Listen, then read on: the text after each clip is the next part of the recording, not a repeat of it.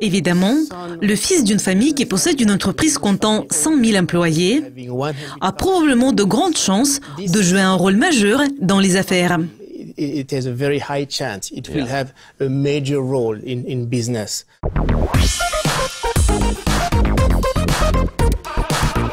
Philippe, merci de votre participation. C'est un plaisir de vous accueillir dans notre studio. Aujourd'hui, nous avons un sujet vraiment intéressant. Nous allons parler de l'école de commerce Wharton, où vous avez fait vos études et où vous avez obtenu un diplôme de master en gestion d'entreprise.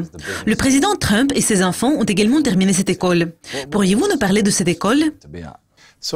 L'école de commerce Wharton fait partie de l'Université de Pennsylvanie, qui est une des universités de l'Ivy League basée à Philadelphie. Auparavant, l'école Wharton se concentrait plutôt sur le domaine des finances. Mais depuis près de 30 ans, l'école Wharton s'intéresse également au commerce international. Et quand je faisais mes études, 40% des étudiants n'étaient pas américains, par rapport à 15% dans d'autres écoles de commerce pareilles. Et il est à noter que plusieurs fois, l'école Wharton a été classée numéro 1 des écoles de commerce par le magazine Business Week. Et c'est la raison pour laquelle cette école a attiré les gens tels que M. Trump et ses enfants.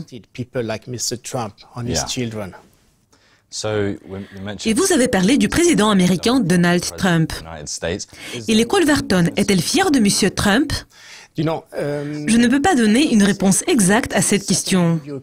Et je ne peux pas parler au nom de la communauté de l'école Wharton. Mais je peux constater que beaucoup de gens qui ont terminé l'école Wharton respectent Donald Trump comme un homme d'affaires qui a atteint un grand succès. D'autre part, il y a beaucoup de représentants de la communauté Wharton qui n'aiment probablement pas son style et certains de ses projets politiques, surtout ceux liés au protectionnisme.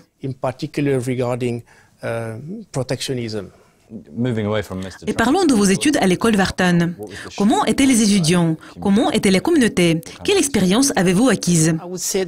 Je dirais qu'il y avait deux catégories d'étudiants. Les étudiants de la première catégorie essayaient de faire autant d'argent que possible et le plus vite possible. Et beaucoup d'étudiants de cette catégorie sont allés travailler dans les banques d'investissement telles que Goldman Sachs, Morgan Stanley, etc., ou dans le secteur de l'immobilier comme Donald Trump. Et les étudiants de la deuxième catégorie voulaient gérer de grandes entreprises, avoir une influence positive sur ces entreprises et avoir une influence positive sur la société. Moi, je fais partie plutôt de la deuxième catégorie. Et comment les gens peuvent-ils entrer à l'école aussi prestigieuse que l'école Wharton?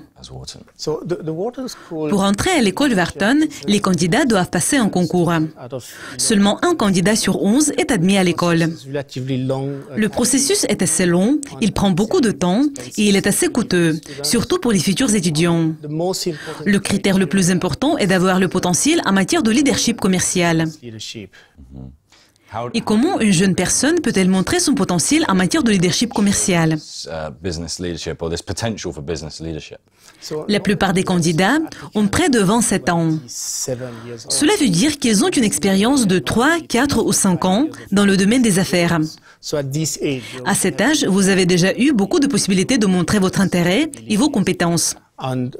Et vous devez évidemment avoir une bonne formation obtenue dans une université ou école reconnue. Votre première expérience professionnelle doit être réussie. Et les activités extrascolaires sont également très importantes. Certains de mes camarades de classe étaient par exemple capitaines des équipes nationales de sport. Certains d'entre eux étaient champions olympiques. Il y avait également des camarades de classe qui avaient créé des organisations caritatives où travaillaient plus de 1000 personnes qui aidaient des communautés différentes. Et la famille du candidat représente-t-elle un facteur important? Si le père du candidat est milliardaire, si c'est par exemple Donald Trump, cela va-t-il aider à entrer à l'école? Vous parlez évidemment de la fille Ivanka et des autres enfants de Donald Trump. Si votre père est milliardaire, cela peut aider un tout petit peu. Mais évidemment, cela ne suffit pas. Et ce n'est pas un facteur indispensable pour entrer à l'école. Il y a beaucoup de familles connues dans le monde des affaires, dont plusieurs générations ont fait leurs études à l'école Wharton, y compris un grand nombre de familles des pays en voie de développement, tels que l'Inde, le Mexique, etc. India, Mexico, and so on. Du point de vue de l'école, si le candidat vient d'une famille qui possède une entreprise comptant 100 000 employés, ce candidat a probablement de grandes chances de jouer un rôle majeur dans les affaires. Et donc, pour l'école, cela est considéré comme un pari plutôt sûr. C'est un point de vue vraiment intéressant. J'ai jamais considéré cette question de ce point de vue. Et beaucoup d'hommes d'affaires éminents ont terminé l'école Wharton. Parmi eux, nous voyons Donald Trump, Warren Buffett, Elon Musk, etc. Et vous êtes membre de l'association d'anciens étudiants de l'école Wharton en Suisse. Y a-t-il des hommes d'affaires suisses qui sont d'anciens étudiants de l'école Wharton et qui ont atteint un grand succès? Si nous parlons de tous les programmes, il y a plus de 500 anciens étudiants de l'école Wharton en Suisse. Beaucoup d'entre eux possèdent des entreprises ou sont PDG des entreprises. S'il s'agit de la Suisse alémanique, nous avons M. Schindler du groupe Schindler. S'il s'agit de la Suisse romande, nous avons M. Lamunière, qui est propriétaire du groupe Edipress, récemment fusionné avec Tamedia. Je voudrais également parler de Dimitri Lushinin, qui a créé une entreprise en Russie il y a 17 ans. Aujourd'hui, son entreprise compte près de 12 000 employés et le siège de l'entreprise se trouve actuellement à Zug, en Suisse.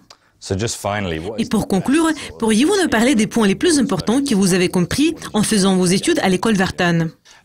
Tout d'abord, je voudrais dire qu'il faut savoir apprendre de vos camarades de classe, qui sont souvent des membres actifs de tel ou tel club. Deuxièmement, il y a des professeurs expérimentés qui peuvent vous fournir des connaissances vraiment précieuses. Et troisièmement, dernier point mais pas le moindre, il y a un vrai réseau qui compte plus de 100 000 anciens étudiants. Et c'est un facteur vraiment important.